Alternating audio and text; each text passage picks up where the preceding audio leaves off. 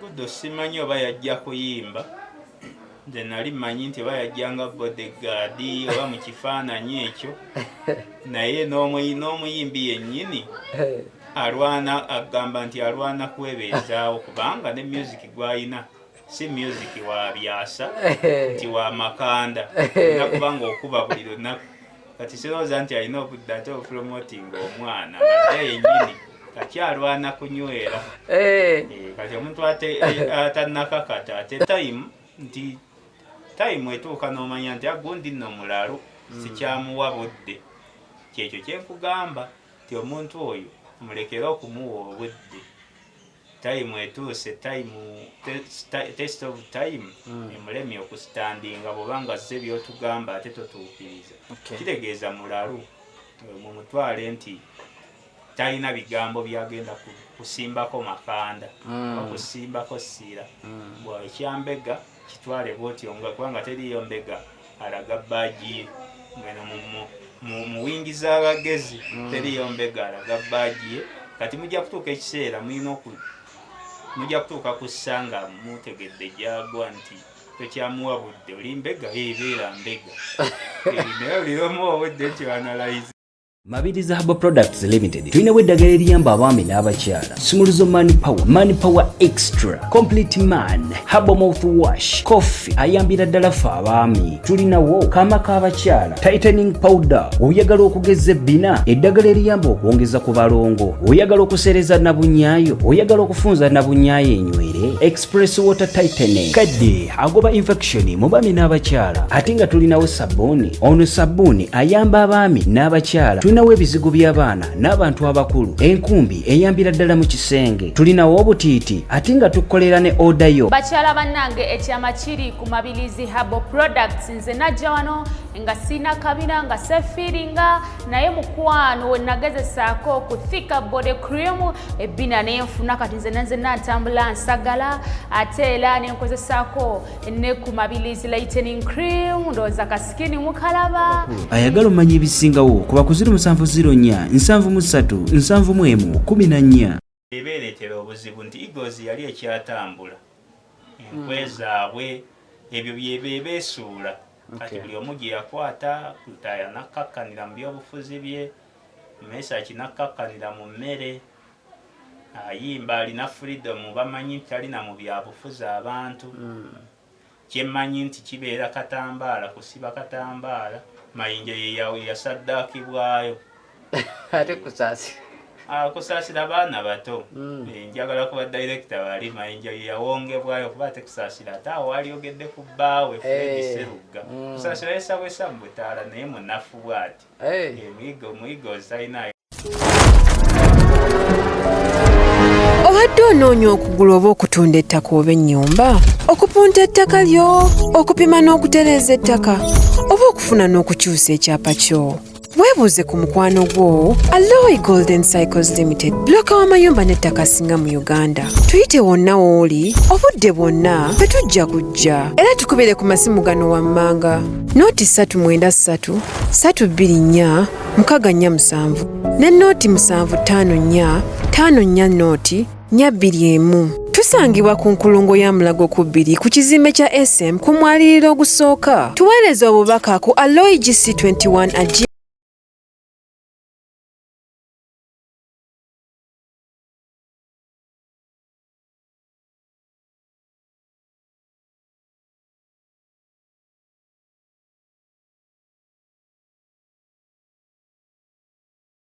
Anoonya tokability anoonya kwogerwako mu mawulire statement ye bw'agiddamu ne leero esobola okuba entuufu kubanga ye akatiriza kimu nti abawagizi be balina mu second chance biki boogera naye nga si ye Mayinja gwe twali suubidde ffe gwe twalaba kyenkugamba nti Mayinja yaggwako asigaza bino nti mumukolera ekivvulu yamaliriza bubi omuntu amali akola finishing embi ne mu muzannyo bibaayo ne musamba bulungi nnyo wali mu kumaliriza ne gugaana oddeyo buzi ku drawing board n'ogamba ensobi eriwa training twakutte kikwate yasaddaakibwa naye kali Mayinja ensobi zaziraba oba taziraba ensobi aziraba kubanga embeera gyalimu mbi bino byenjogera ne bw'aba abiraba embeera gyali mu mbi abadde Bungereza wali ng'embeera mbi ennyumba takyagiinako na buyinza namanya bupangisa saamanya kutunda takyagiinako buyinza wempulira namanya nnyo bupangisa n'omukyala yennyini famire beenobye bunobi wakuba tugamba yakyadde simanyi ebyakamiliyoni omukyala abaanobye gwe kyoba omanya abaanobye bunobi naye kati ebyo tetubigendamu Mayinja finishing mbi nti mu baana abo kwalina okubaako gwe kirya sabajja bubi kyalya Mayinja yali ayimba bulungi ffenna yali tumunyumirwa naye kati byakola byebyo kati yeetaaga okuzannya obulungi ennyo okudda kwa Mayinja engulu kwe kukakkana naye gwe oyagala obere mu mawulire ag'abaana ate abato muddura ti ate simanya Fik America ate gundi ti ate ono Mayinja ate aliyeni gwe alina music to remember ogende ku basajja bayimba babogamu we agwawo enkya. Mabirizi Herbal Products Limited tulinawo eddagala eriyamba abaami n'abakyala Simuluzo Mani Power Extra Complete Man Herbal Mouthwash Coffee ayambira ddala ffe abaami tulinawo kaama k'abakyala Tightening Powder oyagala okugeza ebbina eddagala eriyamba okwongeza ku balongo oyagala okusereza nabunyaayo oyagala okufunza nabunyaayo enywere Express Water Tightening kadde agoba infection mu baami n'abakyala ate nga tulinawo sabbuuni ono sabbuuni ayamba abaami n'abakyala tulinawo ebizigo by'abaana n'abantu abakulu enkumbi eyambira ddala mu kisenge tulinawo obutiiti ate nga tukolera ne odayo bakyala bannange ekyama kiri ku Mabirizi Herbal Products nze najja wano nga sina kabina nga sefiringa naye mukwano we nagezesaako ku thika body cream ebbina nenfuna kati nze natambula nsagala ate era nenkozesaako ne ku Mabirizi lightening cream ndowooza kasikini mukalaba ayagala omanya ebisingawo ku bakuziri 704 737 714 alinga eyamuvaako Gudo simanyi oba yajja kuyimba nze nali mmanyi nti oba yajjanga bodyguard oba mu kifaananyi ekyo naye n'omuyimbi yennyini alwana agamba nti alwana kwebeezaawo kubanga ne music gw'alina si music wa byasa nti wa makanda nakubanga okuba buli lunaku kati sirowooza nti alina obudde ate opromoting omwana ate yennyini kakyalwana kunywera kati omuntu atannakakata ate lwaki olowooza nti yalina okuyigirizwa okukwatirira ayavula nga naye tannaba kusimba makanda tannatambula tugamba avaamu music agendamu baamu atandika okubeera manager abantu bino influence eno yetulowoozesezza abantu nti bagezi naye nga omukisa Katonda nga kuwadde omukisa osembera mu positioni n'oba nga abantu balowooza nti olina ebyamakulu by'ogenda okwogera so nga ate tolina magezi ago naye nga ggwe mukisa gwakuteeba buteebi nti kati ye yagamba ŋŋenda naye nga naye talina beesi nti oba agenda oba tagenda kitegeeza tamanyi maanyi gali mu kisuubizo nti eriyo abakutwala seriously naga musajja n'agenda naye aba akulaga nti bw'onaaba omuwadde obudde n'omwanalizinga mumanye nti ye byoka talina bigambo bya simba byayogera taito eyo abantu abamu yabeewunyisiza like ndi mbega luyimba lupya yakaluta yagane ndi mbega kikyabageza kutegeeza ate nga twategeera abamu twategeera nti nga wali mu gavumenti anti ensi etali ya monopoly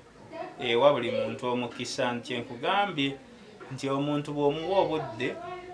omanya nti omuntu ono nno si muntu n'omanya nti omuntu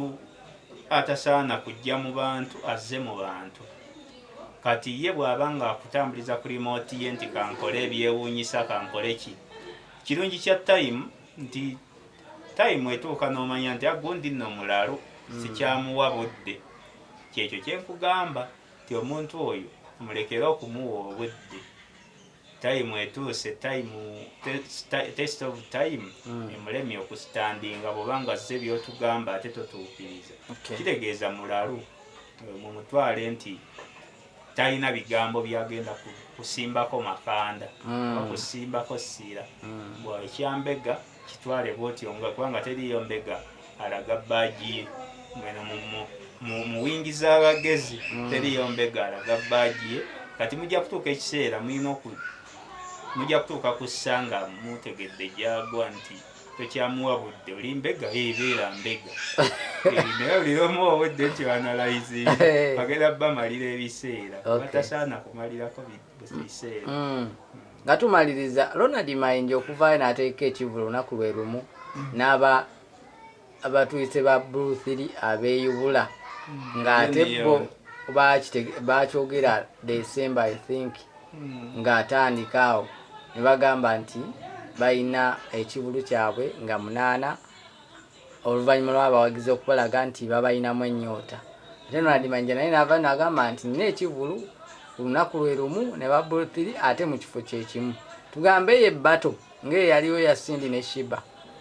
because twakubira abayimbi bonna batugamba nze yasooka booking ate oli agamba ye yasooka booking naye yali talina ssente nze we ssente nzize nenkola ki nensasula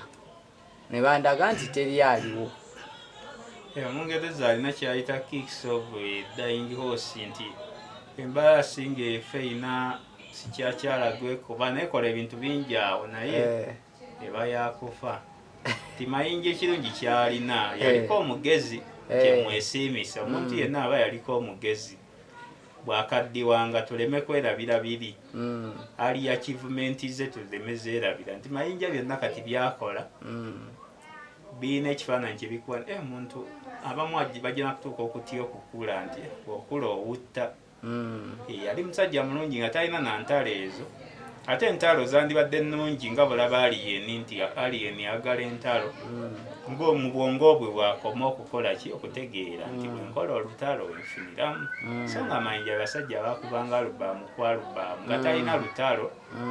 n'ayitawo essaawa zino takyasobola kuddamu kugaggawala nga bwe yali lwaki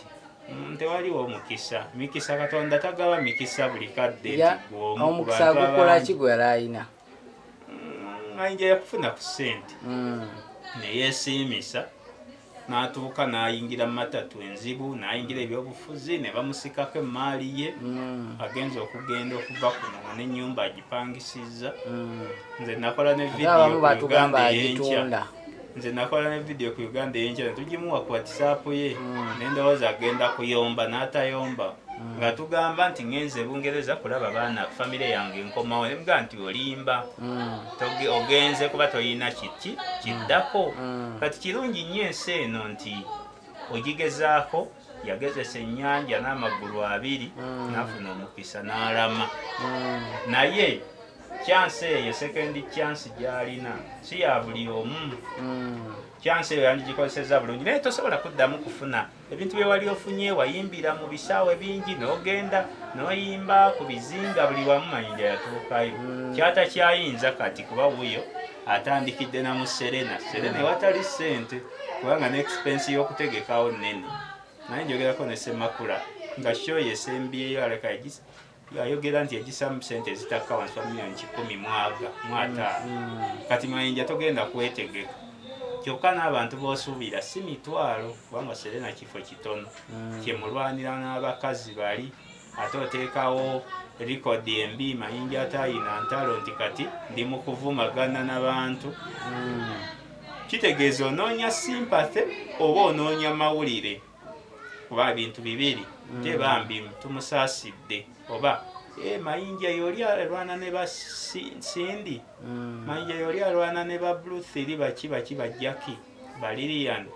nti obeera onafuye omuyimbi yategekanga kireya noga nti kati ngenze kukuba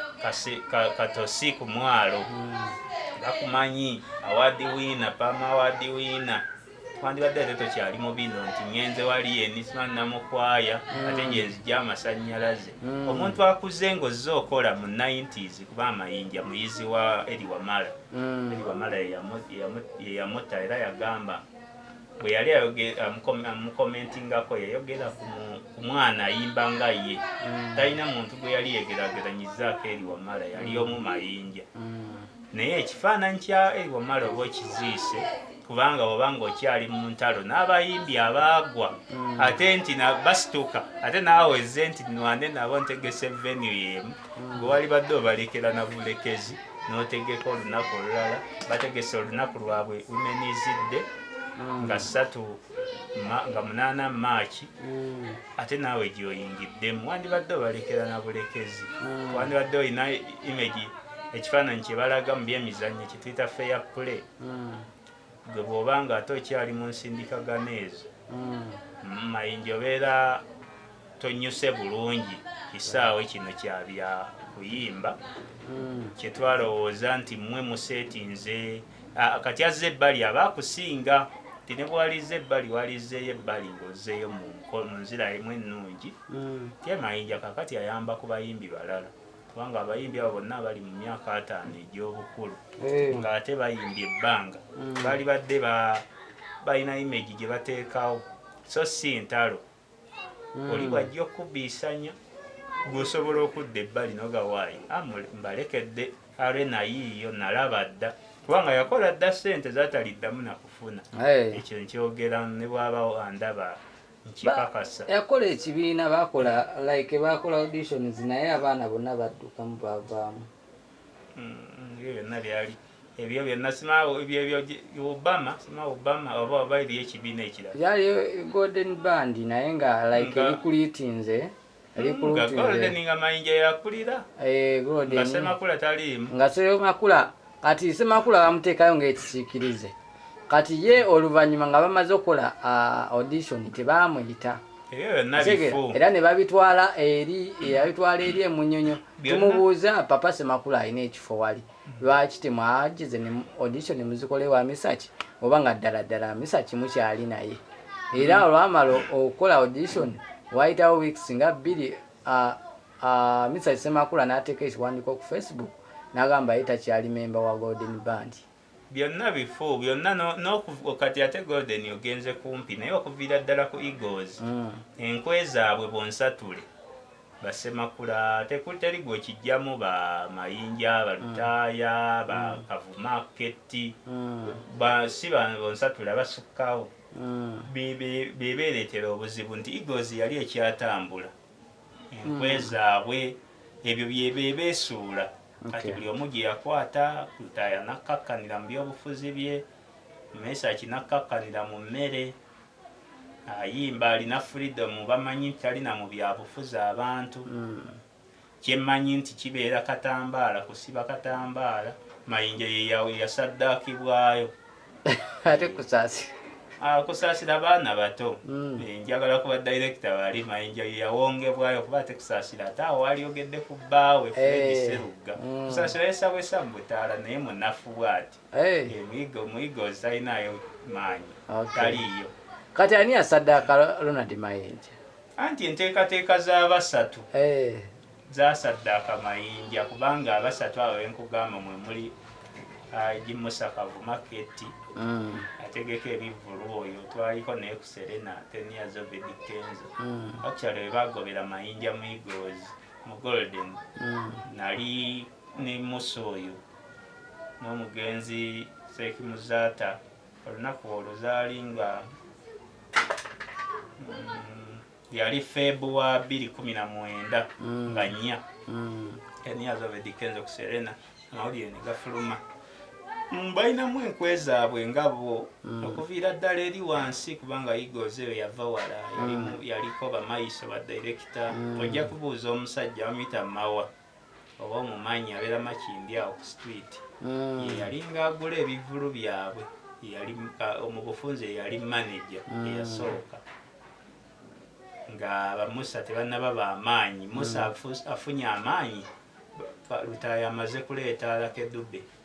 95 awo 98 n'amboole naye ng'emabega eri wonna awo n'okulinnyalinya nga Eagles bavudde wakati olubwama bakoze ekyabwe 2000 Mawa yali manager kati gojja okubuuza ebisingawo awo byogamba ebimu biri sensitive naye nga Mayinja yamaliriza kimulidde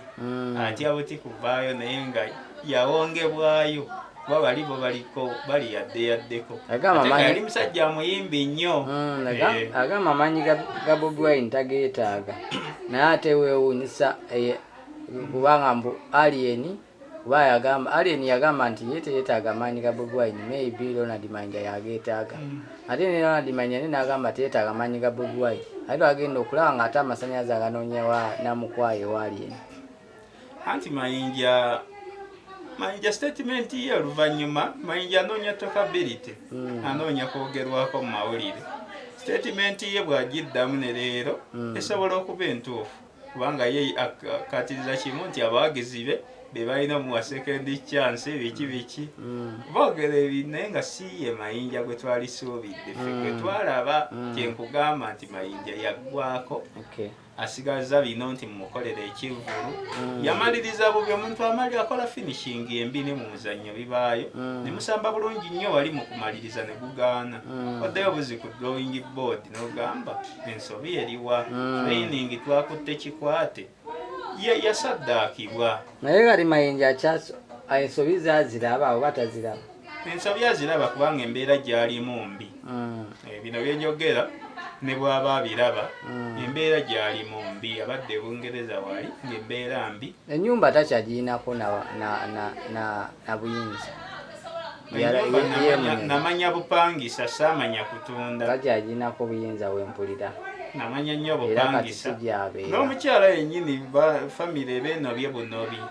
wakuba tugamba yakyadde simanyi ebyakamiliyoni omukyala abaanobye gwe kyoba omanya abaanobye bunobi naye kati ebyo tetubigendamu Mayinja finishing mbi nti mu baana abo kwalina okubaako gwe kirya sabajja bubi kyalya Mayinja yali ayimba bulungi ffenna ali tumunyumirwa naye kati byakola byebyo kati yeetaaga okuzannya obulungi ennyo okudda kwa Mayinja engulu kwe kukakkana naye gwe oyagala obere mu mawulire ag'abaana ate abato muddura ti ate simanya Fik America ate gundi ti ate ono Mayinja ate Alien gwalina music to remember ogende ku basajja bayimba babogamu we agwawo enkya obeera tomanyi kyoli obanga eyagwa eddalu ye Mayinja.